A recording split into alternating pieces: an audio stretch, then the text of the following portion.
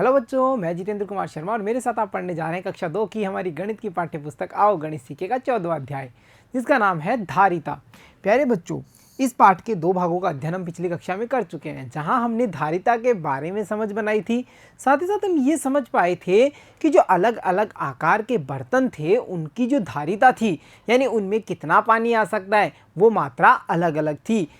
जो बर्तन आकार में छोटा होगा उसकी धारिता कैसी होगी, कम होगी, तथा जो बर्तन आकार में बड़ा होगा उसकी धारिता ज़्यादा होगी। बच्चों, धारिता के बारे में हम भाग 1 और भाग 2 में विस्तार से समझ चुके हैं। आज हम क्या करने वाले हैं, आज हम कुछ सवालों को हल करने की कोशिश करेंगे और धारिता के बारे में और विस्तार से समझ बनाएंगे और देखेंगे कि कैसे अलग अलग आकार के बर्तनों की जो धारिता है वो अलग अलग होती है और कैसे हम छोटे बर्तन से बड़े बर्तन को भर पाते हैं। तो चलो बच्चों, बिना देर किए हुए शुरू करते हैं आज की हमारी कक्षा, जिसमें हम सबसे पहले कुछ प्रश्नों को हल करके देखेंगे। यानी कि हम कुछ प्रश्नों को हल करेंगे और समझेंगे धारिता के बारे में। तो चलो देखते हैं हमारा पहला प्रश्न हमें क्या कहता है। ये रहा हमारा पहला प्रश्न, जिसमें हमें कहा गया है कि 2 जग पानी से एक भगोना भरता है। एक भगोना 2 जग पानी से भर जाता है, यानी कि जो भगोना है उसकी धारिता कितनी है, 2 जग पानी। अब आप बताइए कि 2 भगोने पानी से एक बाल्टी भर जाती है, यानी कि ऐसे 2 भगोने डालने से एक बाल्टी भर जाती है। तो हमें ये बताना पड़ेगा कि बाल्टी को भरने में कितने जग पानी की आवश्यकता होगी। तो देखो बच्चों, ये सवाल कुछ इस प्रकार का है, इसे हम चित्रों से समझने की कोशिश करते हैं। देखिए, 2 जग पानी, ठीक है, 2 जग पानी से एक भगोना भर जाता है। देखा आपने, यहाँ पर समझ रहे हैं ना हम, 2 जग पानी जब डालेंगे तो एक भगोना भर जाएगा। और ऐसे कितने भगोने, 1 2 भगोने डालेंगे तो एक बाल्टी भर जाती है। तो आप ये बताइए कि इस बाल्टी को भरने के लिए कितने जग पानी लगेगा।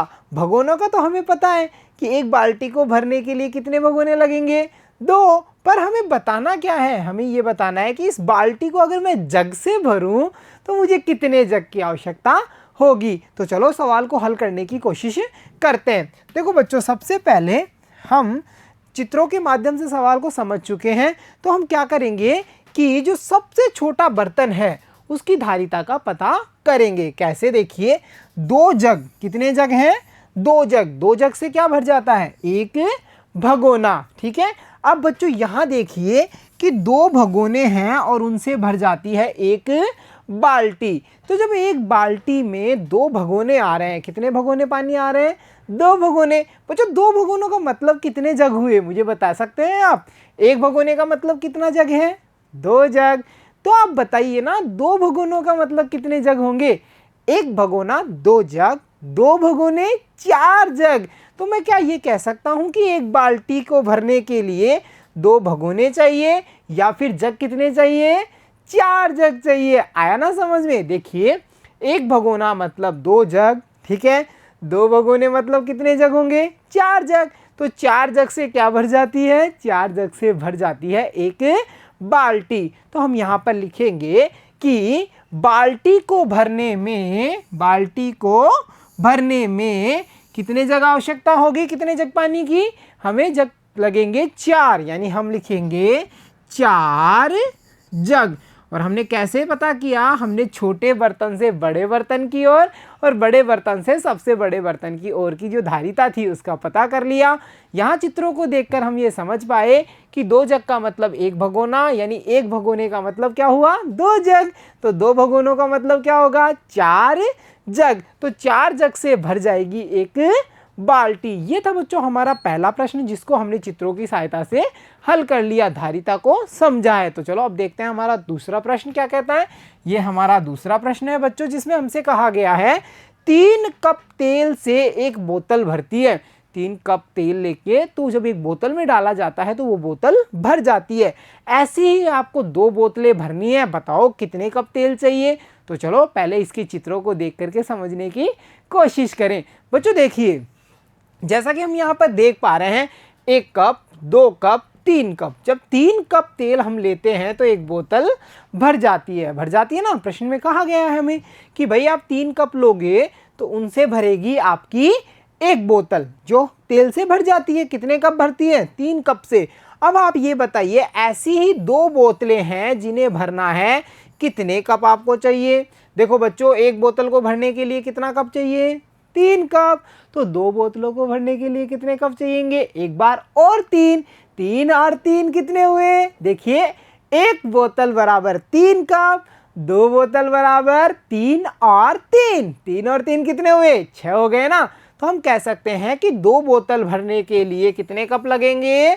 6 कप। तो हम यहाँ लिखेंगे कि 2 बोतलों को भरने के लिए हमें आवश्यकता होगी 6 कप की। ये कुछ इस प्रकार का है बच्चों, एक बच्चे को दी जा रही हैं 2 चॉकलेट्स। कितनी चॉकलेट्स?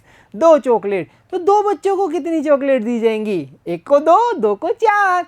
इसी प्रकार एक बोतल को भरने के लिए लग रहे हैं 3 कप तेल, तो हमें भरनी है 2 बोतलें। 2 बोतलों को भरने के लिए हमें कितने कप चाहिए? 6 कप। इस प्रकार से हमने हमारा प्रश्न संख्या 2 को हल कर लिया। तो चलो अब बढ़ते हैं हमारे अगले प्रश्न पे, यानी प्रश्न संख्या 3 पर। ये रहा हमारा प्रश्न संख्या 3, जो हमसे कहता है एक मग दूध से 1 बोतल भरती है। एक मग दूध से कितनी बोतल भरती है? 1 बोतल भरती है भाई, एक मग दूध से। तो एक बाल्टी यदि 5 बोतलों से भरती है तो उसी बाल्टी को भरने के लिए कितने मग दूध चाहिए? तो सबसे पहले बच्चों इसमें देखिए 3 प्रकार के बर्तन हमारे पास आए। एक तो आया है मग, ठीक है, एक आई है बाल्टी और एक आई है बोतल। तो इन चित्रों की सहायता से हम इसकी धारिता को समझने की कोशिश करते हैं। देखो बच्चों, यहाँ चित्रों को ध्यान से देखिए। एक मग से क्या भर जाती है? 1 बोतल। पहली लाइन देखिए, एक मग दूध से 1 बोतल भरती है। देखो, एक मग से 1 बोतल भर रही है ना। और एक बाल्टी को भरने के लिए कितनी बोतल लग रही है? 1, 2, 3, 4, 5। कितनी बोतल्स लग रही हैं? 5 बोतल्स लग रही हैं। तो बच्चों दूसरी लाइन क्या कह रही है? एक बाल्टी यदि 5 बोतलों से भरती है, भर रही है ना। देखो, एक बाल्टी में कितनी बोतल डल पा रही है? 5। तो आप ये बताइए कि एक बाल्टी या उसी बाल्टी को भरने के लिए कितने मग चाहिए? ऐसे कितने मग होंगे तब जाके ये बाल्टी भरेगी? तो प्यारे बच्चों, सबसे पहले हम देखते हैं कि बोतल और मग में आपस में क्या रिलेशन है। देखो, एक बोतल बराबर 1 मग, ठीक है बच्चों। एक बोतल का मतलब क्या है? 1 मग है। यहाँ कितनी बोतल है? 5। तो यहाँ पर अगर मैं 5 मग रख दूं तो कोई अलग बात नहीं होगी ना। चाहे मैं बोतल बोलूं चाहे मैं मग बोलूं, दोनों में बराबर मात्रा में लिक्विड पदार्थ आ रहा है। तो यहाँ पर बच्चों हम कह सकते हैं एक बाल्टी को भरने के लिए या तो 5 बोतल लगेंगी या फिर 5 मग ले सकते हैं। तो हम यहाँ क्या कह सकते हैं? इस बाल्टी को भरने में कितने मग लगेंगे? 5 मग। 5 मग क्यों लगे? क्योंकि एक बोतल का मतलब 1 मग है और बाल्टी को भरने के लिए चाहिए 5 बोतलें। तो हम कह सकते हैं यहाँ पर हम 5 मग का उपयोग भी कर सकते हैं। तो हम क्या कहेंगे कि उसी बाल्टी को भरने के लिए कितने मग दूध चाहिए? उसी बाल्टी को भरने के लिए 5 मग दूध चाहिए। इस प्रकार से हमने इस प्रश्न को आंसर भी दे दिया और ये प्रश्न संख्या 3 हमारा हल हो गया। तो चलो अब चलते हैं अगले प्रश्न पर, यानी प्रश्न संख्या 4 पर, और देखते हैं वो हमें क्या कहता है। ये रहा प्रश्न संख्या 4, जिसमें हमें से कहा गया है 2 बाल्टी पानी से मटका भरता है। 2 बाल्टी से 1 मटका भर रहा है। 4 मटके पानी से एक टंकी भरती है। तो आप ये बताइए टंकी को भरने में कितनी बाल्टी पानी चाहिए? यहाँ पर भी 3 प्रकार के बर्तन हैं। देखो, एक बाल्टी है, एक मटका है और एक टंकी है। तो चलो देखते हैं चित्रों की सहायता से। ये रही हमारी चित्रावली यानी चित्रमाला। देखिए बच्चों, 2 बाल्टी से क्या भर रहा है? 1 मटका, ठीक है बच्चों। सवाल में यही कहा गया ना, 2 बाल्टी से क्या भरा जाएगा? 1 मटका भरा जाएगा। और ऐसे अगर आपने 4 मटके लिए, कितने मटके लिए? 4, तो आप क्या भर पाएंगे? 1 टंकी को। तो अब बताइए, इसी टंकी को भरना है बाल्टियों से।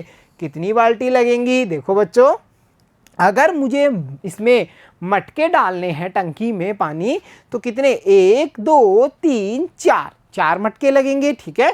तो टंकी भर जाएगी।